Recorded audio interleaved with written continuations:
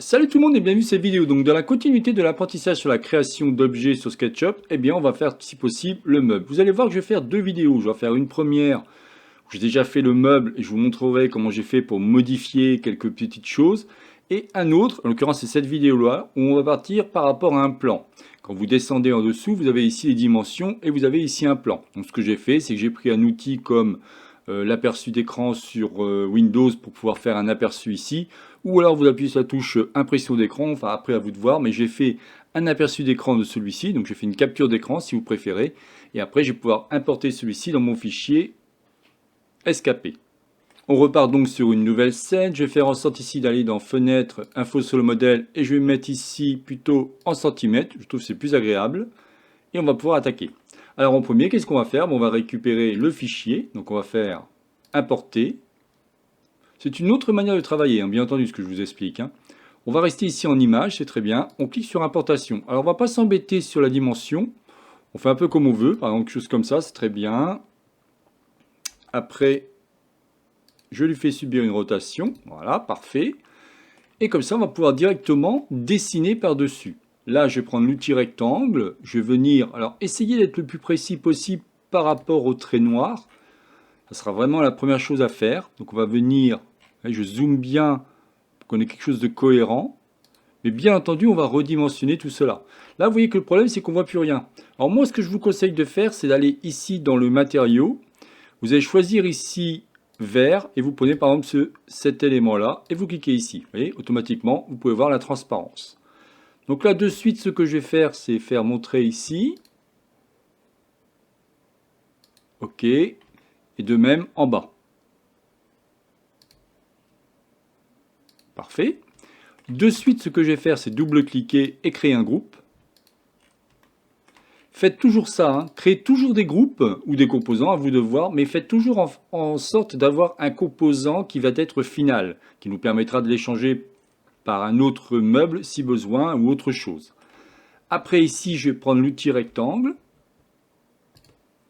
Donc là aussi, je zoome bien pour être bon. OK. Je peux faire ici un double clic, créer un groupe. Pour aller plus vite, je peux évidemment dupliquer celui-ci. Parfait, donc j'ai bien ici mes différents groupes. Ici, vous pouvez voir qu'on a des traverses à cet endroit-là. Donc on va faire ici un premier trait comme ça. On va aller à peu près ici. Alors c'est moins précis que si vous aviez le mètre pour mesurer, je vous l'accorde. Mais malgré tout, on va réussir à faire des trucs sympas. Là, je double-clique, je crée un groupe et je vais évidemment dupliquer celui-ci. Alors je vais mettre plutôt en mode tamponné, comme ça au moins je vais pouvoir faire exactement ce que je veux. Voilà, et en bas, toujours évidemment sur l'axe bleu, parfait. J'appuie sur échappe, et si on regarde bien, on a bien ici un groupe, un groupe, un groupe, ça non, et ça, ce sont des groupes aussi. Alors ce que je pourrais faire, c'est prendre directement les trois, bouton droit ma souris, éclater, et après recréer un groupe. Ça, je travaillerai sur les trois directement. Il va me rester quoi? Il va me rester ici cet élément-là à faire. Donc là, pareil, qu'est-ce que je fais? Je vais prendre l'outil rectangle, venir me positionner au mieux. Hop, voilà. Donc là, évidemment, garder exactement la même chose. Donc, vous voyez, j'ai fait exprès de prendre les mêmes dimensions. Voilà, là, je suis sûr. Parfait. Et je fais de même par rapport aux deux autres.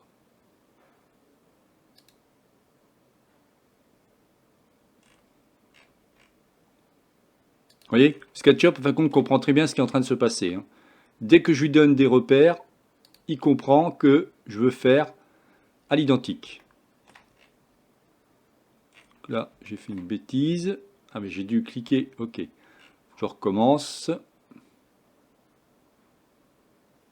Un clic.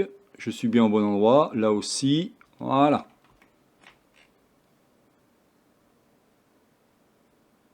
Parfait.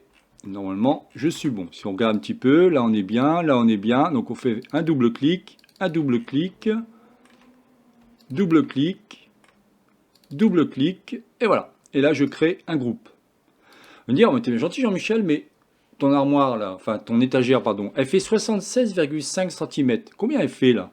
Bah, déjà ce qu'on va faire, c'est qu'on va cacher le plan. Donc on a dit 76,5, très important de retenir ça, hein. Je cache mon plan. Parfait. Ce qu'on peut faire ensuite, c'est supprimer déjà ça. J'en ai pas besoin. Ah, il y a un truc qui m'a pas plu. Oh, je regarde. Quelque chose qui est bizarre. Ouais, il y a un truc qui est bizarre. Bon, on verra après. On verra après, mais j'ai l'impression qu'il y a un trait qui n'a pas été fini. Ah bah c'est toujours les aléas, hein, bien entendu, hein. Mais en tout cas, ce qui va m'intéresser, c'est déjà d'en faire un groupe.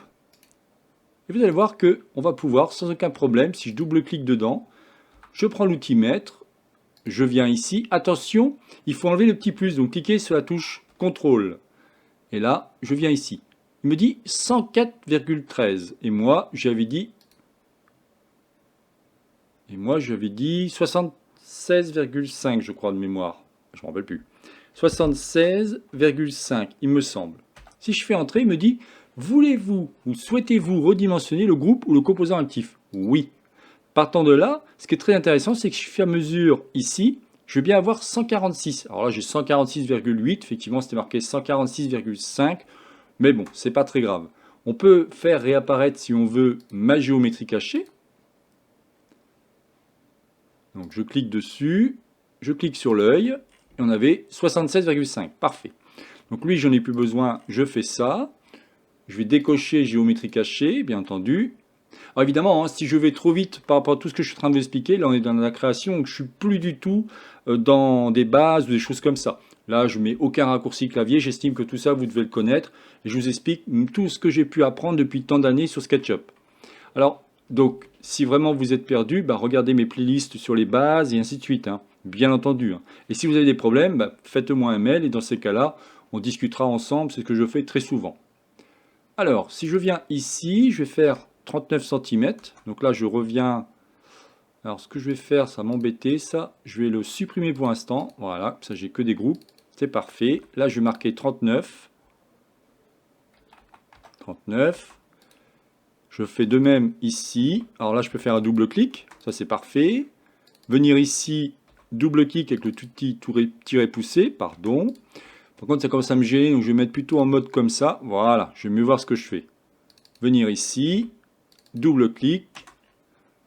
Ensuite, ici, hop. Alors ouais, ça doit être là que j'ai dû faire une erreur, je pense. Parce que normalement, lui, il faisait la totalité. Ouais, j'ai dû faire une bêtise ici. Hop. Ok. Et si je quitte mon groupe, voyons ce que ça va donner. Non, ça va. Bah, je sais pas, il y avait un truc bizarre. Bon, on va voir.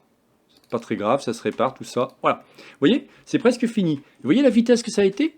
Eh bien, grâce en fin de compte à le fait de récupérer une image, quand vous avez des images de référence, il est vraiment très important de comprendre comment l'utiliser. En fin de compte, vous avez une image de référence, vous avez déjà les valeurs, les dimensions, bah, c'est cool. Il ne vous reste plus qu'après à prendre l'outil mètre et faire ce que je vous ai montré. Et partant de là, après, vous avez quelque chose qui est approximativement pareil.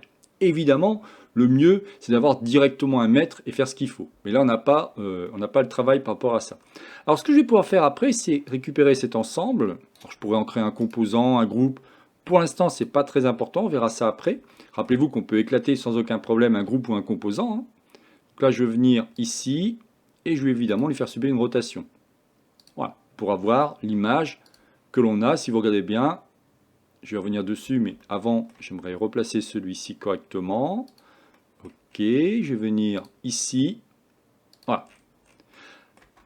Très bien. Maintenant qu'on a ça, ben on pourrait par exemple effectivement en créer un composant. Donc là, je peux faire bouton droit de ma souris. On va dire ici éclater. Donc là, j'ai pu mes différents groupes. C'est ce que je voulais. Je récupère cet ensemble et je vais créer un composant. Je vais l'appeler étagère basse. Ça suffit amplement. Je laisse tel quel. Je clique sur créer. L'intérêt, c'est quoi? Ben, c'est que maintenant, vous allez pouvoir enregistrer votre composant. C'est-à-dire que si je viens ici, donc lui, je vais l'enlever, j'en ai pas besoin. Si je viens ici, j'ai maintenant un composant. Vous voyez?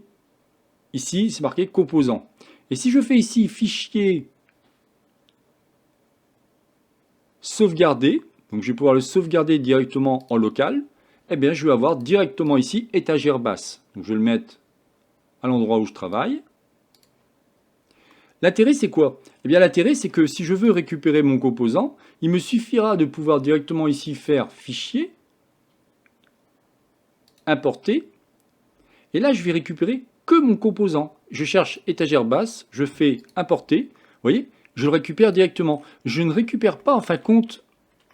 Ah, je me disais, il y a un truc qui a pas. Je ne récupère pas en fin de compte tout l'ensemble des éléments de ma scène, je ne récupère que le composant. Très pratique, d'où l'intérêt de faire des modèles ou des objets à taille réelle pour pouvoir après les insérer dans la scène. Donc si je vous montre l'image sur laquelle on est en train de travailler, vous voyez, on vient de faire ce meuble. Alors est-il à l'identique? On verra. Je pense qu'ici il y a une petite excroissance, mais ce sera justement la prochaine vidéo où je vous montrerai qu'il y a plein de choses qu'on peut faire, il y a plein de techniques, il y a plein de façons de faire. Enfin, donc là je suis passé par rapport à un plan, mais si vous ne faites pas par rapport à un plan, bon, on peut le faire différemment. Le fait de vous avoir expliqué comme ça, ce qui est très intéressant, c'est que vous avez des extensions qui permettent après de faire du calpinage, je crois qu'on appelle ça. En fin de compte, c'est de la découpe de chaque planche. Comme ça, si votre menuisier, après, il prend votre meuble, ben, il a directement toutes les cotes qui sont faites grâce à un add-on qui est gratuit ou une extension. Comme je vous dis, je ferai bientôt différentes vidéos pour expliquer ces différentes extensions. Chaque chose en son temps. Pour l'instant, on est dans la playlist création. Voilà, bah écoutez, je n'en dirai pas plus par rapport à cette vidéo. C'est donc la chaîne Atelier SketchUp réalisée par Jean-Michel. Si vous avez aimé cette vidéo, n'oubliez pas de liker ou tout simplement vous abonner à ma chaîne. Vous verrez que pour la prochaine vidéo, ce sera toujours pareil, ce sera le même meuble, mais cette fois-ci, on fera en sorte de travailler différemment. Parce que moi, je l'ai fait différemment. Je n'avais pas le plan au début, je n'ai pas pensé. Je l'ai fait en gros à la louche. On va dire, j'avais les cotes. J'avais quand même les cotes, hein, heureusement. Mais après, il y a plein de choses que j'ai peut-être pas fait à la bonne dimension. Donc je vais vous montrer comment on va corriger cela pour essayer de le remettre à peu près identique de ce que je vous ai montré ici. Allez, je vous souhaite une excellente journée et à la prochaine vidéo. Bye bye.